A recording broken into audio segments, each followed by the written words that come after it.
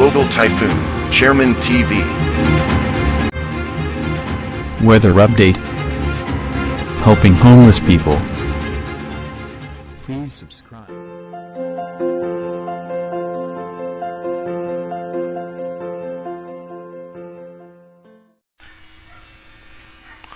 Magandang umaga po. Ito po ang latest update natin ngayong araw, March 18, 2024. Patuloy nga pong nakakaapekto sa ating bansa itong easterlies o yung mainit na hangin na nanggagaling sa dagat Pasipiko. Kaya expected na po natin yung maalinsangang panahon ngayong araw sa halos sa buong parte ng ating bansa. At tayo naman sa latest update ng European Center ng Advanced Weather Forecast posible nga bago magmahal na araw ay makakaranas nga po tayo ng mga pag-ulan dahil nga po sa extension ng kaulapan, may chance nga po na pumasok ng ating Philippine Area of Responsibility, pero mababa naman ang chance nito na maging isang ganap na bagyo. At habang sa parte muna ng Australia, meron nga po tayong dalawang bagyo. Kaya ba yung pag-iingat sa ating mga kababayan na nasa parte ng Australia? Yung isa nga po, tropical depression ay nasa karagatan pa ng Western Australia. At yung isa naman po, ito ay nasa typhoon category na, nasa 165 km per hour na nga po yan. Ayan po ay si Typhoon Megan. Kaya iba yung pag-iingat sa ating mga kababayan na nasa parte nga po ng Australia dahil nga malakas po si Typhoon Megan. Dumako na nga po tayo sa ating rain map animation kung saan yung mga lugar na may tsansa ng pag-ulan. Dito nga po sa may eastern section ng Luzon, mababa naman po sa ngayon yung mga posibilidad na pag-ulan. Pero meron po tayong makulimlim na kaulapan sa may parte ng Palawan at ilang bahagi ng Mindanao. Pagdating po ng alas 3 ng hapon, ganun pa rin po, maayos at maganda ang lagay ng panahon, makulimlim na kaulapan sa parte ng Mindanao at sa natitirang bahagi ng Palawan. At pagdating naman po ng alas 6 ng gabi, ganun pa rin po, maayos at maganda ang lagay ng panahon, makulimlim pa rin po ang ilang bahagi ng Visayas at ng Mindanao.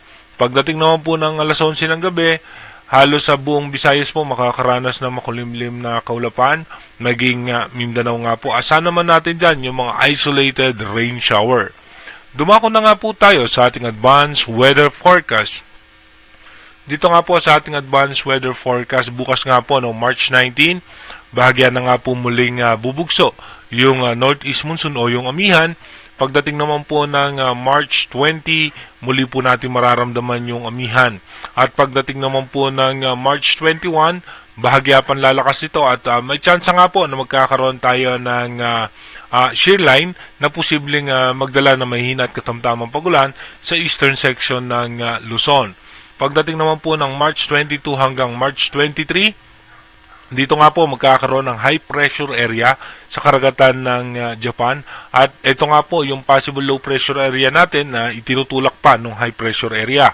Pagdating naman po ng March 24 hanggang March 25, dito nga po mapapansin nyo nga po yung makakapal na kaulapan dulot nga ng low pressure area ay magdadala po yan ng posibilidad na pagulan sa parteng Mindanao at magkakaroon nga ng sama ng panahon dito nga sa may parte naman po yan ng Korea at ang pagitan po yan ng Korea at ng China.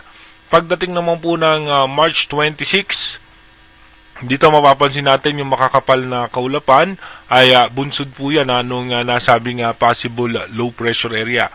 At pagdating naman po ng March 27, dito na nga po na nalusaw na nga yung possible low pressure area, pero yung makakapal na kaulapan dito mapapansin nga po natin yan ay magdudulot po yan ng pagulan sa may parte ng Mindanao at ng Visayas. Dito nga po may chance pa rin na bubugso ng bahagya yung northeast monsoon o yung amihan at yung paglakas pa ng easterlies na aabot po yan hanggang parte ng Bicol region.